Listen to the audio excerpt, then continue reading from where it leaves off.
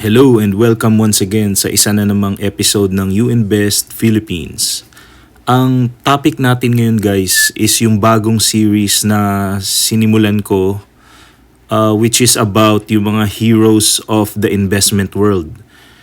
Ito yung mga magagaling sa larangan ng investment, yung cream of the crop.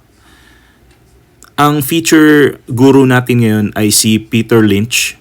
Siya yung isang fund manager ng Magellan Fidelity na within 13 years, yung 20 million fund niya, ginawa niyang 14 billion US dollars. So, meron siyang mga ituturo sa atin about 10 things na mga sinasabi ng tao about sa stock. Pakinggan natin siya. Now, what I'd like to talk about is what I call the 10 most dangerous things people say about stocks. Here's a good one. If it's gone down this much already, it can't go any lower. I remember when Polaroid went from 140 to about 107, and people said, if you ever get Polaroid under 100, you've got to buy it. You just back up the truck, buy the stock. Stock could get to 110, then rally, fall 103, you go 112, go 105. They said, gets under 100, buy Polaroid. Polaroid broke 100. People started buying it, and within 9 months, the stock was 18. I saw the same thing with Avon Products. So just saying, it's gone down this far, how much lower? I mean, it's crazy, but, it can keep going. In fact, I tried this out. Kaiser Industries, I was a new analyst at Fidelity, and we were about to buy the biggest block ever at Kaiser Industries. The stock had gone from 29 to 17. We're about to buy the largest block ever in the history of the American Stock Exchange. We bought, 10 or 15 million shares. At 15 3/4, I said, my God, the stock's gone from 29 to 17. How much lower can it go? So we bought this enormous block at 15 3/4. So I called my mother and I said, Mom, I guess stock at Kaiser Industries, it's 10. So about 3 months later, I said, you ought to buy this. It's gone from 29 to 10. How much lower can it go? Well, it went to 9, it went to 8, it went to 7, it went to 6, it went to 5, it went to 4. Now, fortunately for me, this happened very rapidly, or I'd be working at the Stop and Shop bag and behind the lines instead of Fidelity. So fortunately, this was compressed in only about 6 months. So I had to go to the fund manager and say, I was a little bit early on this at 15 3/4, we call this premature in the business.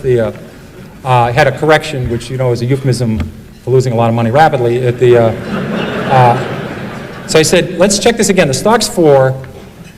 They own 45% of Kaiser Aluminum. They own 59% of Kaiser Steel. They own 38% of Kaiser Cement. They own all of Kaiser Electronics, all of Kaiser Broadcasting, which had 7 TV sets. They own Jeep.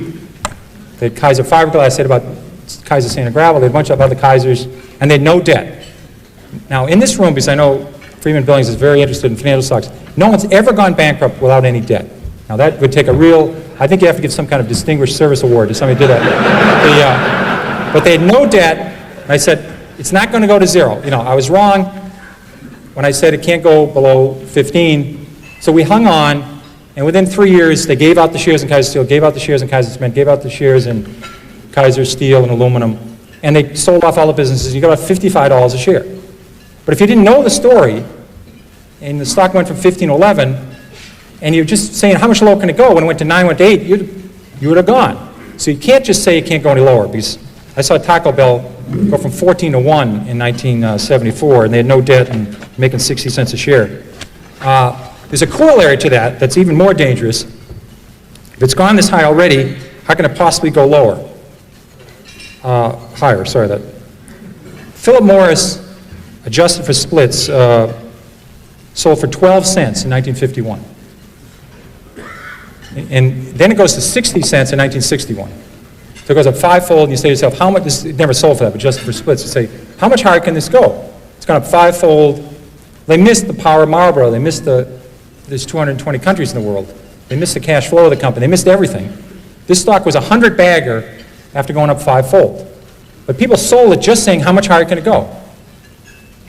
Can't go any higher. They did the same at Home Depot. They did the same with Toys R Us. I did the same thing at Toys R Us. Just saying it can't go any higher, it's gone this much already, that's very dangerous, and don't use that one. And it's a very bad thing to do. Eventually, they always come back. Here's another one that sucks. That's a technical stock market term we just use only in the stock market.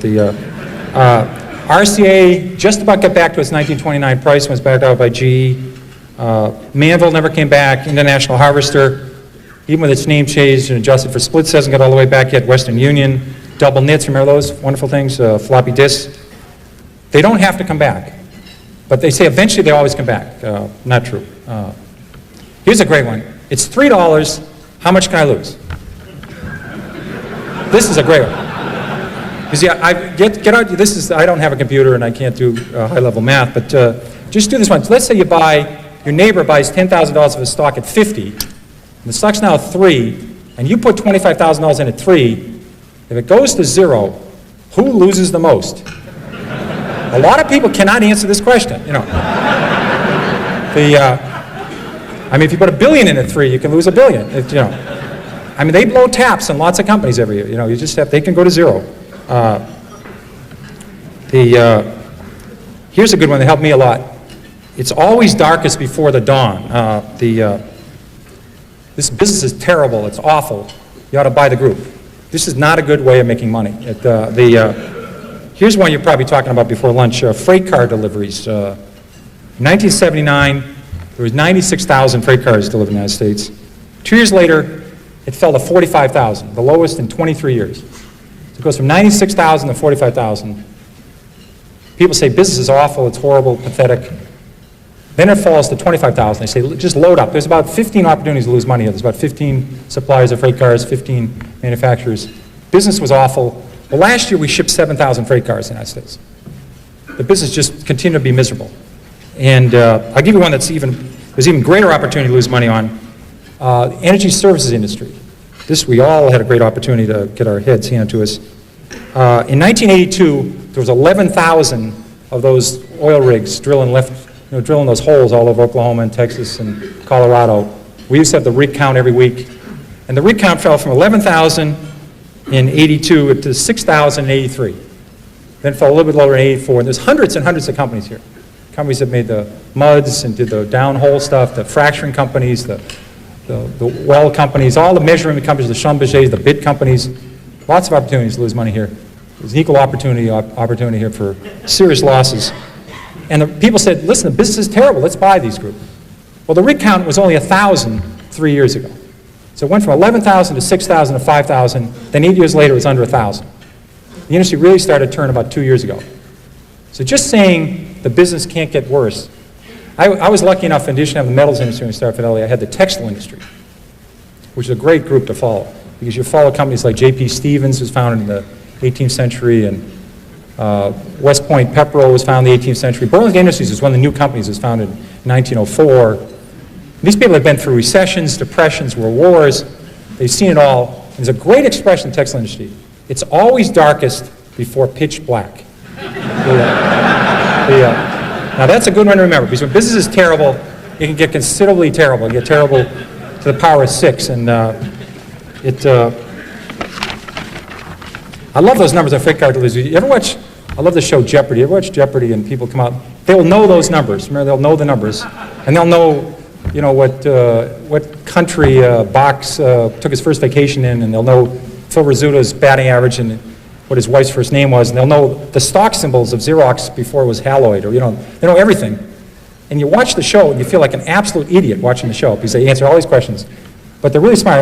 I've owned this stock before, King World. Right after it, they show Wheel of Fortune.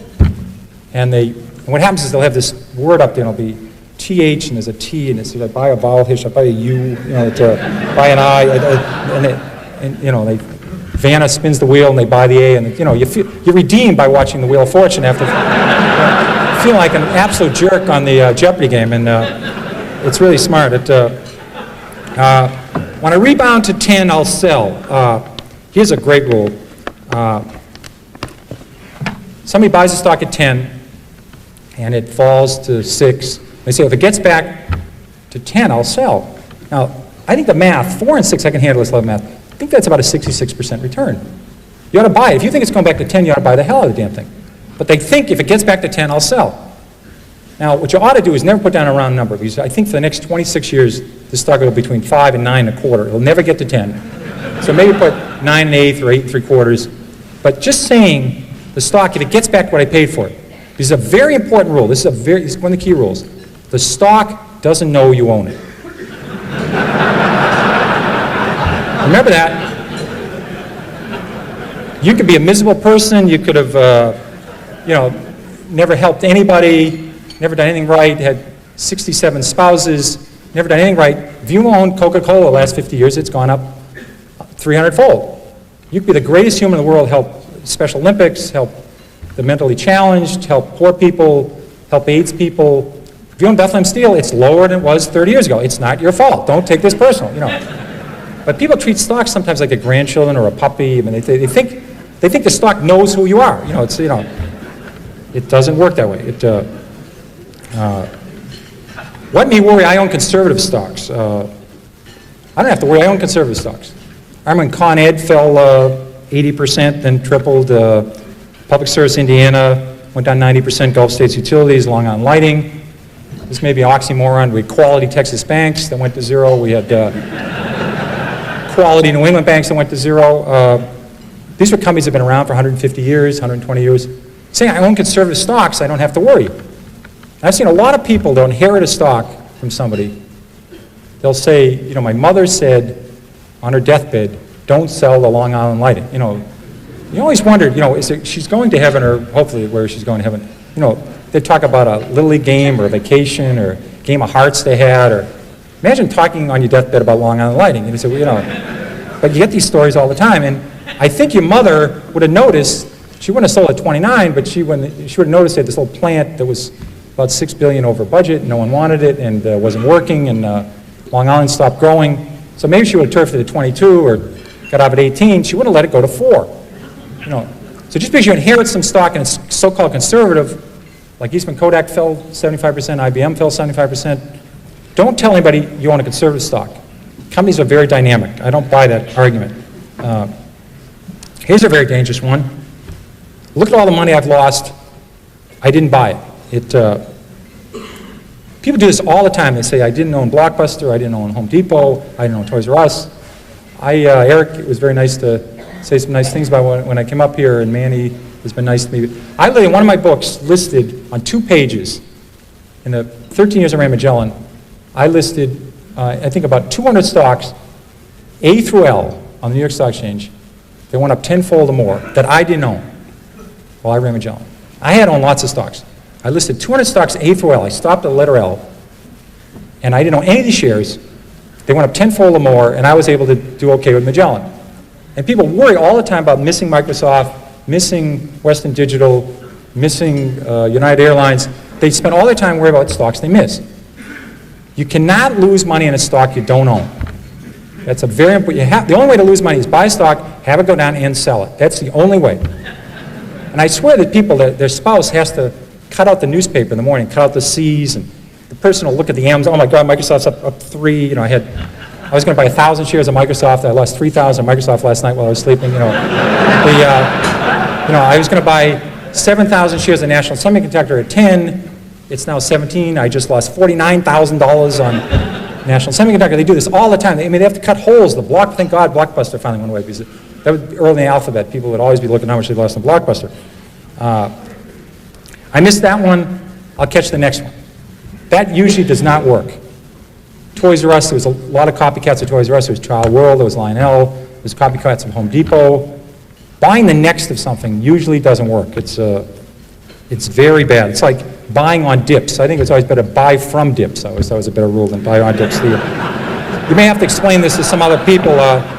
This is another technical term you may have to explain after hours what a dip is. They usually refer to it as plurals, dips. I never heard dip. He's a dip, she's a dip. They usually only the plural tense for it. And it's a gender non-specific. It's usually plural. Dip is never used.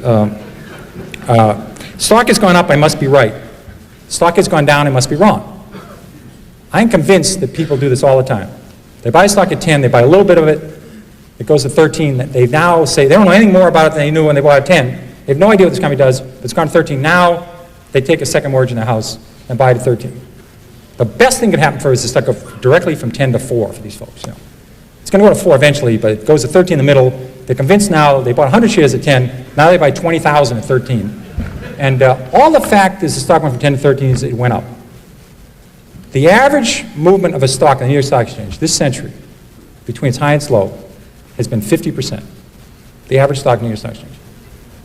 That means the stock started the year 20, sometime during the year sold 16, sometime during the year sold at 24, might have finished the year 21, might have finished the year 19. The average range of a stock in the New York Stock Exchange is 50% in 12 months, between its high and its low. So stocks go up and down a lot within a year. And say this stock is going up means you're right, doesn't mean a damn thing. So don't buy often on that one. That is not a good one. Avoid long shots. These are the companies that, we have this very technical term for this called whisper stocks. Everybody familiar with whisper stocks? They're great. Somebody call you up and they'll say, hi Pierre, how's Carolyn's, how's Beth doing, how's Annie, how's Mary, have you played any golf? And then I'll say, I want to talk to you about International Blivet. And the next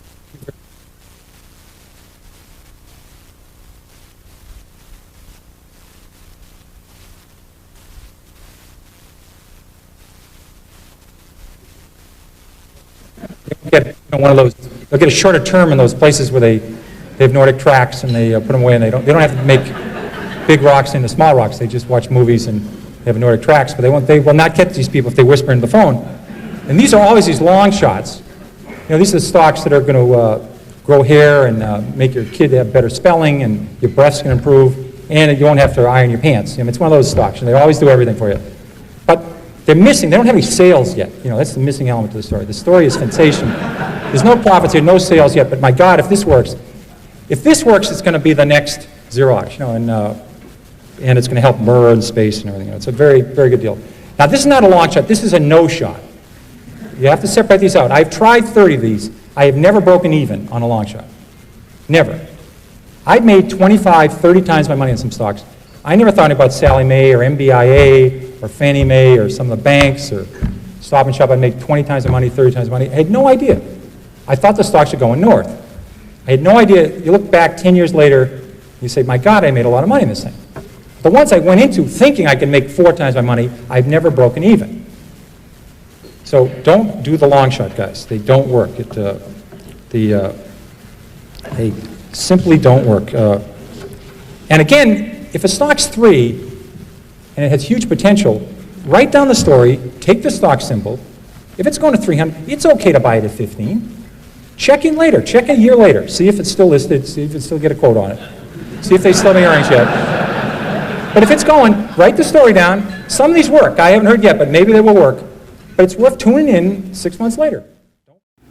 O ayan mga kasama, sana nag-enjoy kayo sa ating learning series dito sa U-Invest Philippines about Peter Lynch na isang American fund manager na pinalaki ang kanyang hawak na fund from 1977 to 1990 ng 29.2 annual return, 29.2%. So, napaka-remarkable nito. Tinalo niya ang market every year from 1977 to 1990 ng 29.2%.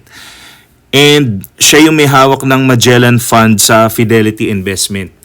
Siya nga pala, gusto ko lang magpasalamat sa ating mga subscribers. 4,000 plus na po tayo. And I would like to make a shout out sa aking mga kasamang nurse dito, kay Chela, kay JR at kay Joy.